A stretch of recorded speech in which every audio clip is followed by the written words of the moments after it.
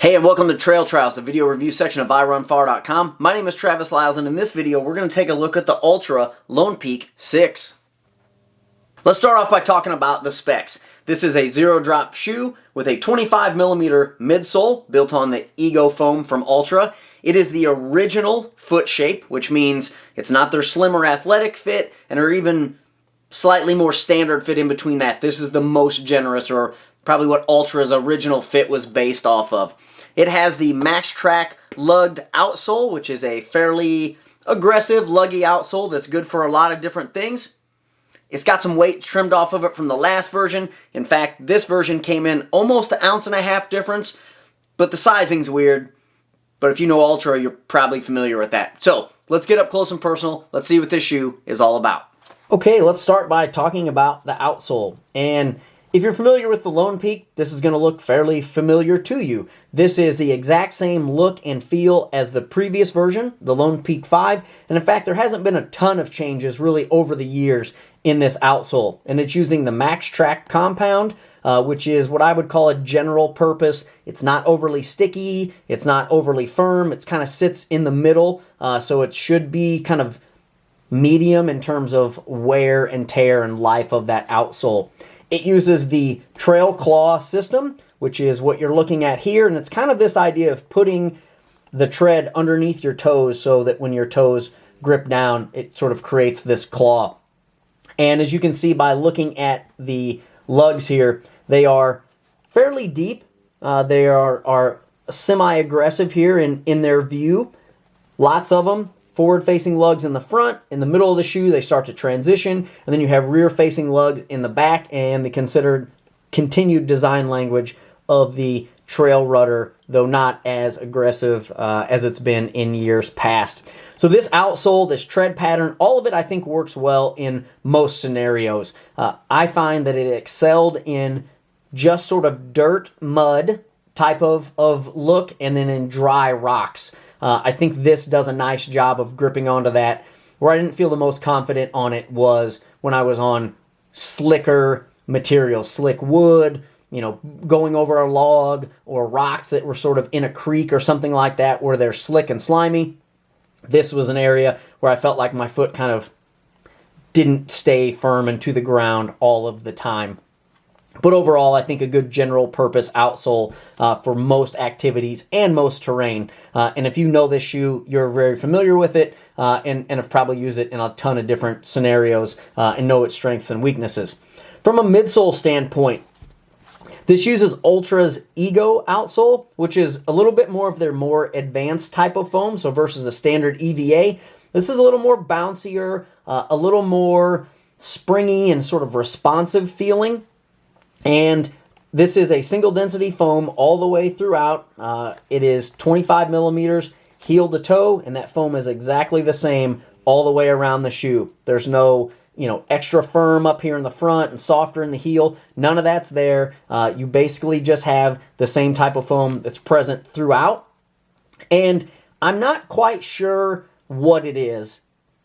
I can't find it in any of Altra's literature, but this version just feels a little sportier and a little springier when I compare it to the 5. Even when I'm wearing one on one foot and one on the other, it just feels like there's something else there. Maybe it's the rigidity of the rock plate that's in here. Maybe the firmness of the foam is a little bit different. I can't quite tell exactly what it is. Maybe it's just the fact that it's an ounce lighter. But this shoe just seems to me a little bit more responsive and kind of faster feeling than the previous version did. From a kind of rocker standpoint, it's a zero-drop shoe. There's no carbon plate. There's nothing like that. The shoe does have a little bit of this kind of exaggerated here in the middle, so kind of additional foam underneath kind of where your heel sits up, but it's not any different than the previous version here with the 5. The 5 did the same type of thing. As we move up to the upper, this is where the sweet spot is, and Altra is known for their big toe boxes. Let your toes wiggle, give yourself plenty of room for your foot to do what it's meant to do. And that's very present here. This is known as the original last that's in this shoe. It is the most generous fitting. It is the widest fitting of all of Altra's shoes. And there's effectively 3 sizes of fits. There's original, standard, and slim. This is the original. This is the one that most people associate Altra's fit being with. Now, from the upper standpoint, this is the most amount of change that exists on this shoe. And in fact, let me pull in the 5 just to give a quick little comparison so you know what you're looking at. If you look at this 5 here, you can see a lot of stitching and sort of this thicker material all throughout, where it's like these reinforced areas all over the shoe, that adds some structure to the shoe, but adds a considerable amount of weight. When we move over and look here at the 5, what we note is that threaded material, it's here, but it's only in this one spot here for laces, and I'll talk about that in a second. But overall, you have this bonded kind of rubberized material that's creating the cage of the shoe. More modern type of take. This is what you're seeing across the board. Lots of shoe manufacturers are getting away from really extra fabric overlays and moving towards this kind of bonded material on here. And it's really creates the entire wrap for the midfoot, with the exception of this lace here and this lace here. And there's an anchor, if you will, sewn onto the upper, and it gives a little bit of flexibility to sort of create a different fit. So do you want it in narrow or do you want it out wide? Let's say the shoe maybe feels too baggy on the outside. You can use this outermost eyelet, and it's going to sink down a little bit farther and create even a little better wrap on your foot than, say, the standard lacing. So I think that's an interesting way of kind of addressing fit of a shoe. Seen it here. You've seen it on a couple of other shoes here in the industry. But that's your, I think, way of getting a lighter weight shoe while still getting some of that flexibility to lock down the upper without having to have a bunch of overlays. They give you some options here on the lacing. When we flip around back to the heel area, it is a very malleable, pliable heel cup. There's a loop here to pull the shoe on. Gator Velcro area here on the back. The only place where there's any type of structure is really this small, tiny little area, and it's almost highlighted by this design here. And there is a bit of a heel cup right there, but everything up to that point is very much collapsible and flexible. And that's really the whole thing of this shoe, flexible and collapsible. Up here on the toe, we've got good toe protection. You can see there is some of that sewn overlay here, which adds some structure to the toe as well as some protection, so it does keep that in here. But the changes are, there's some holes all the way throughout, which lets water escape, and I did find these did a much better job of like getting water out of the shoe than the previous version. The other version was so overlay heavy that it was tougher for the water to kind of get out and flush out of the shoe. Here, there's just more options for that to happen down here at the back while still maintaining some level of kind of stiffness.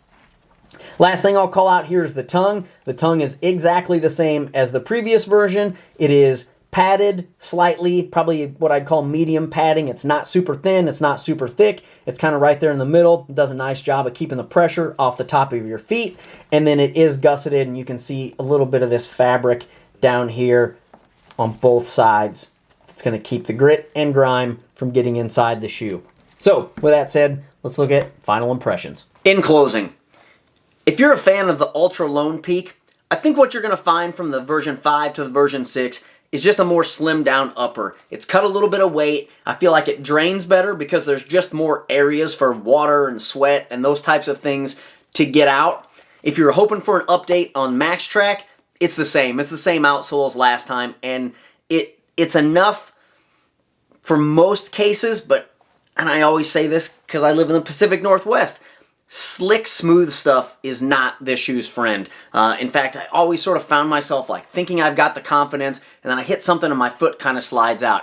It's not terrible. It's not like ice skates like some other brands of tread, but it's just not there in that instance, and I felt like I was sort of always sort of having that, like feeling confident, running on dry, running in some sticky mud, or even some dry gravel, and things were going great, and then I'd hit something kind of slick and my foot would sort of slip out from under me a little bit. That still exists here. But overall, I think if you're not getting into that type of terrain too often or as on a constant long run, these are going to do just fine. Plenty of protection in here. Never really felt like my foot was getting beat up.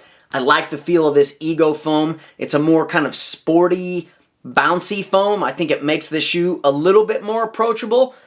But with that in mind, if you're someone getting into the zero drop game, the shoe's just going to take you longer to get used to because it is much lower stack. Altra's got several other different shoes, the Olympus and the Temp, that have larger stacks in the midsole that just make that zero drop feel less than this does. This is definitely one for me that I can feel in my calves and my Achilles after wearing it for an extended period of time. So for me, not a zero drop person all the time. This is a shoe that's in my quiver.